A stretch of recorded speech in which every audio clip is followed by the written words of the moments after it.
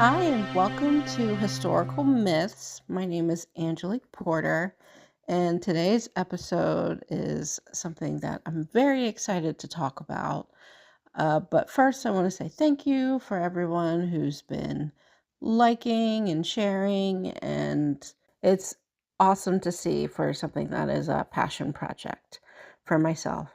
And if you are listening and you have any ideas or anything throughout history that you'd like me to research about and talk about, let me know. Leave a comment.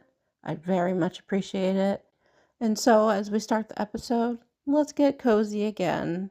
Imagine a crackling fire. Maybe you have an oversized Chris Evans from Knives Out sweater on, a cable knit sweater. Ooh, yes, that feels good. Maybe you have a lit candle, whatever the vibe is. It's nice and cozy. Gonna learn a little bit. I'm very excited, as I said, about this topic because this is focused on Cleopatra, who has always been known as a great beauty throughout history, but there's also a lot of myths surrounding her, some of what very negative from the view of colonized cisgender male point of view, and I think contributed to the fact that you can't be a romantic, sensual, beautiful person and be powerful in your own right. We'll touch more on that, but I feel like there's been a lot of negative connotation about Cleopatra through the years, and not sure if all of that is true. We'll see. We'll get some myth busting going on. Um, but overall, in culture and media for the past 2,000 years and so that we have known about her, and some of these key words associated with Cleopatra are seductress, beautiful, romantic, very sexual. And then we have, from a political standpoint, some keywords have been conniving, sneaky, duplicitous, untrustworthy. And we're going to unpack that today. We'll get some background on her, but let's see. It's a nice, complicated, rich tapestry of history. And this is what makes history so interesting and fascinating to me, that outside of just purely facts, history as we know it up until the 20th century is really based on who wrote it down, right? So history is made by usually the winners or the victors, the people who are in power. And as we are probably very finely aware of now, the people that are in power aren't always telling the right story in order to maintain that power. So the story of Cleopatra is so fascinating because what we've been learning more in recent years is that how she has been portrayed is not totally the truth, which makes sense because what we know of her is, by all accounts, mostly from men and from her rivalries. So, how much can we trust your opponents to write accurately about you, especially if you want power and to be remembered as a powerful person? So it gets complicated and tricky, but we'll start at the beginning. So this girl, Cleopatra the Seventh, she was the last ruler of Egypt before it was annexed as a province of Rome. So, where did it all start? She was born in 69 BCE, so very, very long time ago, before the dates we have of Jesus. So, just wild to think about that she was not alive for Christianity, as we know, which has been such a big part of world history and events. But anyway, yes, she was a ruler of Egypt and one of the last, but she is not of Egyptian heritage herself, which is fascinating that so far as I've been doing this, some of the bigger notable history names that have changed the world seem to be non-natives ruling a foreign land. I just think that's interesting. So just very, very briefly about Egypt and how Cleopatra's there, but she's not Egyptian. Alexander the Great, when he died in 323 BCE, his vast empire was divided among his generals. Like the scene in Mean Girls when Katie Heron broke up the tiara and was like, one for you, and one for you, and one for you. That's kind of what happened. So all of his generals got a piece of this big empire pie, and one part was Egypt, as Alexander the Great declared himself pharaoh and like son of a god and all this other stuff in Egypt. So not a shred of humility to be found there. So since Egypt was one part of his vast empire that he gave to Ptolemy the First, this would start the lineage of Macedonian Greek rulers in Egypt. So Ptolemy the First is a ancestor of Cleopatra. So from the rule of 323 BCE all the way to 30 BCE, the rule of Egypt was in this Macedonian Greek ethnicity. So Cleopatra was actually Greek slash Macedonian. And for anyone unaware, Macedonian is very similar to Albania and other Slavic countries. So you have this mixture of Greek and Macedonian. So Cleopatra herself, from all accounts that we can infer, probably had more of a tan or light brown complexion with brown eyes and considered very, very beautiful.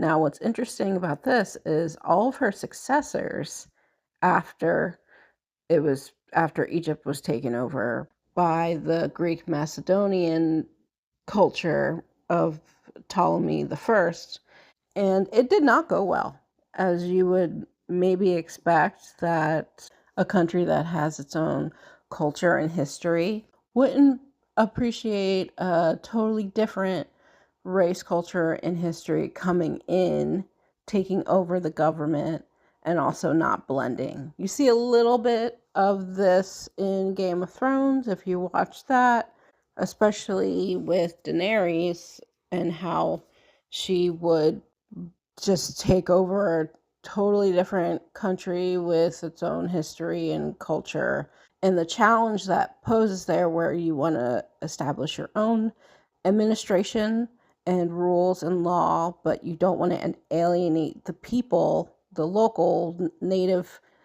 population there too much, because then you can have a revolution or civil war, which definitely happened in the case of Egypt at this point.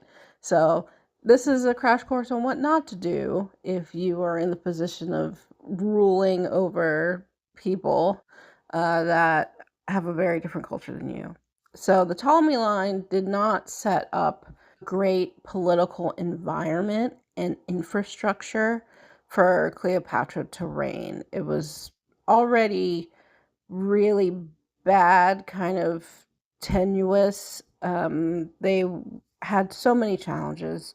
One being that the rulers did not engage very strongly with Egyptian culture, and they also treated the local population as they were subordinate. So you have over 200 years of this. It's not a great look, and people have had enough. So here comes Cleopatra, who, for all accounts that we know now, was actually way better as a ruler for Egypt than any of her successors, which is not something that I think we would have found out about like 100 years ago. It was more based on her personality and her love style, and not so much political prowess. So Cleopatra ruled jointly with her father, Ptolemy the 12th, until he died when she was 18 years old. But because of tradition in Egypt, a woman needed a male consort in order to reign. So Cleopatra's 12-year-old brother, Ptolemy the 13th, was married to her just to make this all on the level for Egypt. But soon enough, Cleopatra dropped his name from all the documents and ruled alone, and people were cool with this. Good for her. One thing we do know about Cleopatra is she was very eloquent in her native Greek, but she also was really proficient in a lot of other languages as well. Like she was very fluent in Egyptian, which looked good and very favorable with the Egyptian population that she embraced it and didn't just speak in Greek. And this looked really good also with other countries and other leaders because if she was able to speak in other languages and didn't need a translator, that's going to build a stronger bond and more likability. Like even the Greek philosopher Plutarch wrote about her, quote, "It was a pleasure merely to hear the sound of her voice, with which, like an instrument of many strings, she could pass from one language to another." But her favorability with the locals and other nations came at a price because her independence and confidence of ruling did not go over well with the high ranking other people of the courts, which, I will agree there's a touch of fascism in that you're not consulting with other people in your court. So the court overthrew Cleopatra, and fearing for her safety, she fled to Rome with her sister. Now, there's a whole lot of messy stuff that happens at this point, and I'm trying to keep it concise to Cleopatra, but she does get involved with Caesar, as most of us know, and that is just a whole bunch of messy stuff. Cleopatra's brother kills Pompey, and he was defeated by Caesar. It's wild. That's important to note of how Cleopatra comes to be with Caesar. Is Caesar didn't like that Cleopatra's brother killed Pompey, which was the former ruler of Rome. And so Caesar was like, I am going to just plant here in Egypt and martial law is in effect. Act accordingly. I'm posted up in the castle. Egypt is mine now.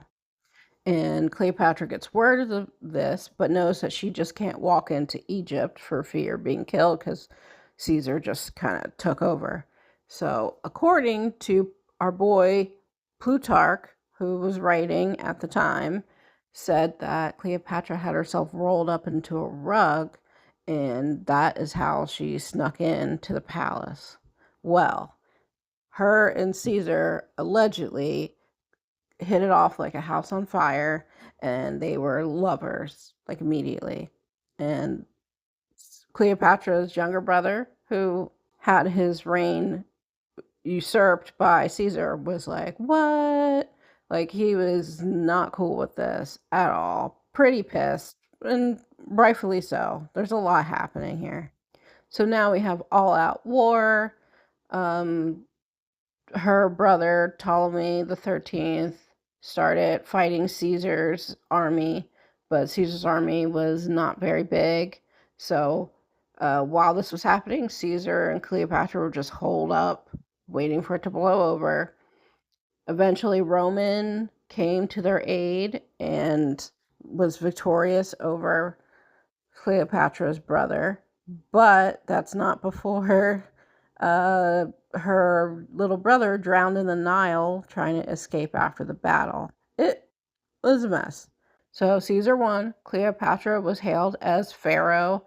Her subjects and people loved her. She ruled Egypt alone because Caesar was like, "You got this. We are the same. I'm going to go rule Rome." nothing bad can possibly happen to me. Oh, wait. In 44 BCE, he was assassinated, et tu, Brutus, right? Um, that's another Mean Girls reference. We got two already. Just totally stab Caesar, which they did. And so this was after Caesar and Cleopatra had a child together, and they were both in Rome when he was assassinated. The child's name is Caesarion.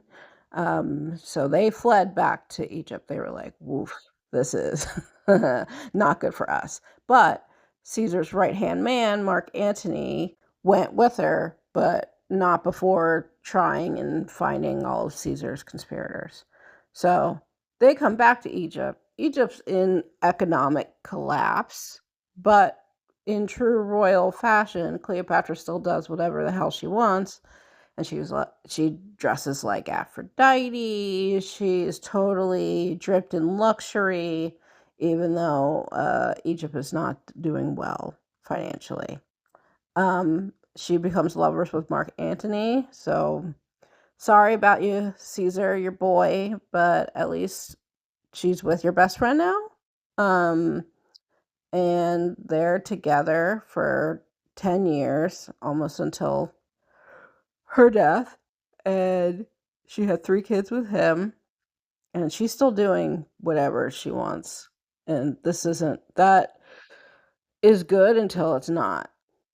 So all was not bliss for them because Mark Antony had his own mess that he brought, which eventually would entangle and bring the demise to both him and Cleopatra. Stay with me here. It gets soap opera messy. Mark Antony brought with him his grandnephew Octavian, who helped Mark Antony defeat the conspirators that killed Caesar. So they were tight. Also, Mark Antony was married to Octavian's sister, Octavia. Very creative names for those siblings. Anyway, when he met Cleopatra, though, he was like, I'm going to marry you, and then divorce Octavia. So this started a rift between him and Octavian. Octavian and Mark Antony had this drama between letters, and Mark Antony felt like, why does this upset you that I'm with Cleopatra all the time? She's my wife. And Octavian did not like that. He felt disrespected. He felt like Mark Antony disrespected his sister through all this because Mark Antony and Cleopatra were very out and about and open and married. So he did not like this, as well as Octavian felt like Mark Antony breached policy and courtesy and propriety. So it disintegrated to the point, the relationship, that another civil war broke out, as you do. But womp womp, Octavian defeated Cleopatra and Antony's forces, and this was 31 BCE. So it was real bad. And a year later, they both committed suicide. And that whole story, it's very Romeo and Juliet. Mark Antony thought that she was dead because she heard a rumor, so he killed himself. And then Cleopatra really found out that he thought she was dead, so then she killed. It's uh, so she killed herself because Octavian had an audience with her. It was like, you'll survive, but you're going to be a captive, and I'm going to take you back to Rome. And as we know at this point, Cleopatra ain't going to do anything for nobody else but her. So this is when she decided to poison herself because she would not be able to manipulate Octavian the way she did with Caesar and Antony, meaning Octavian was not going to fall for her the way they did. So she poisoned herself with the bite of a snake. Some people think it's an asp, but today they think it was just an Egyptian cobra. So thus her time ended. Very sad. But ending on this note for her about her beauty, but also all her other attributes. So Plutarch our boy comes in again with, I quote, her own beauty, so we are told, was not of that incomparable type that immediately captivates the beholder.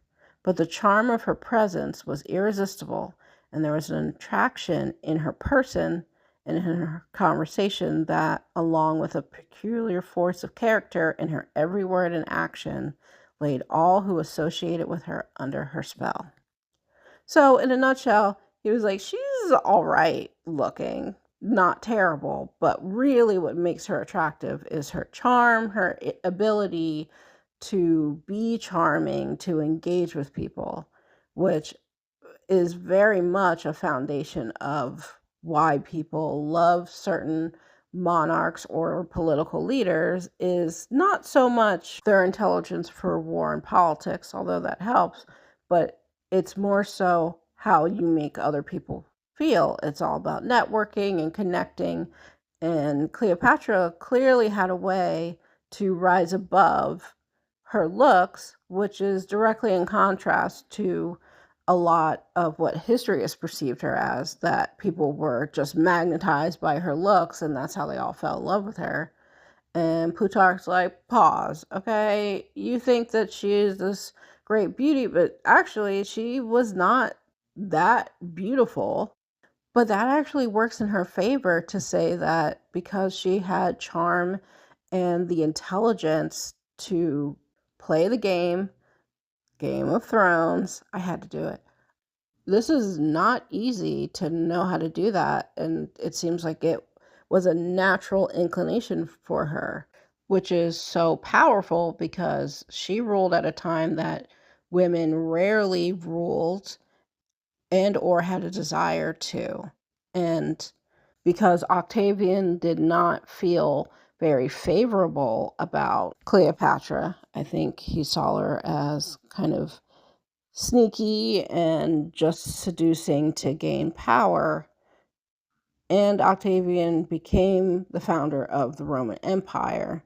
So Cleopatra kind of became more of a footnote in Rome's past. And this is because Octavian did not feel favorable about Cleopatra, kind of felt that she was just a seductress just for power and its own gain.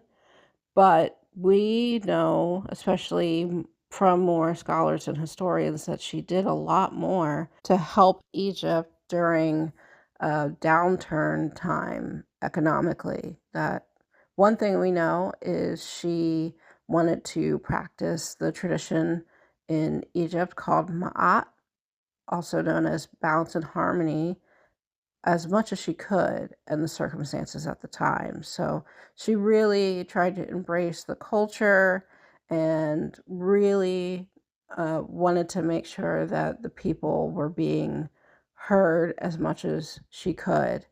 And that is something that I hope she gets more remembered for, and not just the seduction, but still keeping in mind that both of these things can be true, which I think is probably why there's been such a binary view of Cleopatra for a long time in male dominated misogynistic culture. Is, well, a woman either is smart and politically powerful, or she's a beautiful hussy that's going to ruin men's lives, more like a femme fatale. And I think she is an example of not only the fear of feminine power, but also a hard time understanding it. That at this time that Cleopatra was living, because women weren't seen as wanting to take power, that could be very uncomfortable and more upsetting for the men that she's dealing with, because they're used to women being more submissive or passive or subservient.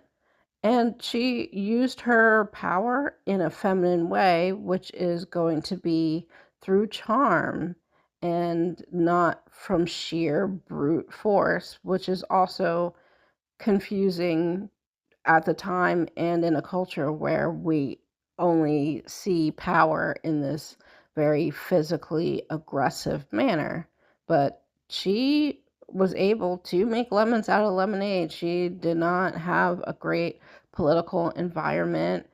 The country was not doing great, and she was able to use her own charms, her own gifts. And that's a very feminine way to use power, is to look at things differently. And yes, she had love affairs, but she was also trying to do well by her people. And so I think she is a great and powerful leader, more so than was ever given credit in history. Because at the end of the day, the two men that she was with enjoyed those relationships. She didn't do anything that was against anyone's will. The men enjoyed it, they appreciated it. And there's another double edged sword, which comes with being a woman, which is damned if you do, damned if you don't. She wanted to do her own thing and have political power, but also wanted to enjoy fulfilling sensual love relationships. And this is touted as sneaky or underhanded, but men don't get that same way. We have not been talking about Caesar in that way, too. People aren't calling Mark Antony a slutty, person for divorcing his wife quickly to be with Cleopatra. It's all framed from political prowess with men of that time, but with Cleopatra, it's all focused on her love relationships. And I think that's very telling. So, want to put some respect on her name and just letting every woman out there know that you can have it all. You can be intelligent and powerful, but also have a great romance while you're at it. Okay, so that was the episode. Please let me know what you think. Anything interesting come about this, thoughts, comments, questions, concerns. Would like to hear it all. And again, if there's anything you would like to see me research, do a deep dive on, I would gladly like to hear it. So drop a comment or like, we very appreciate it. And I'll see you in the next one. Thank you so much for listening. Enjoy the rest of your day or night wherever you are. Bye bye.